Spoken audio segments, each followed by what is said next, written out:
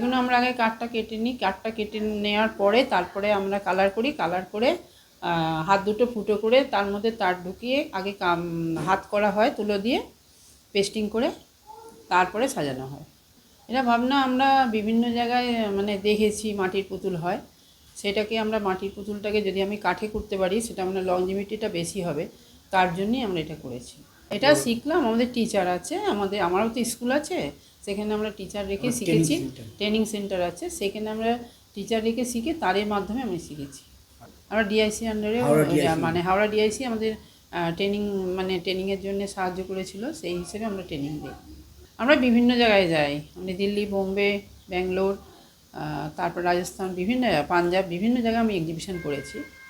দিল্লিতে ম্যাঙ্গো মেলাও করেছি। চাহিদা বলতে গেলে মানে বাইরের চাহিদা প্রচুর, সেই অনুযায়ী আমি জিনিস নিয়ে যেতে পারি না, কারণ এটা বেশি তৈরি হয় না, এটা আমাদের অল্পই হয়, কারণ একটা পুতুল করতে গেলে আমরা মিনিমাম আমরা 3-4 দিন সময় দিতে হবে, কারণ কাঠটা কেটে তারপরে কালার করে তারপরে সাজানো।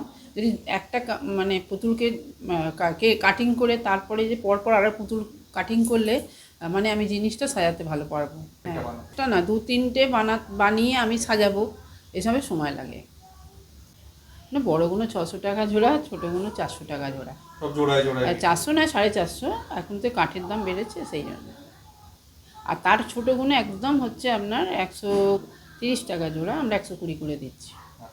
হ্যাঁ, আমার কাপড়ও পুতুল আছে, সেটা আমি এখানে আনিনি, এখানে রাজ্য হস্তশিল্প মেলাতে আমি আনি, সেটা আমি কাপড় দিয়ে তৈরি করি, ফেসটা খালি কিনে আর স্ট্যান্ড কিনে লাগাই।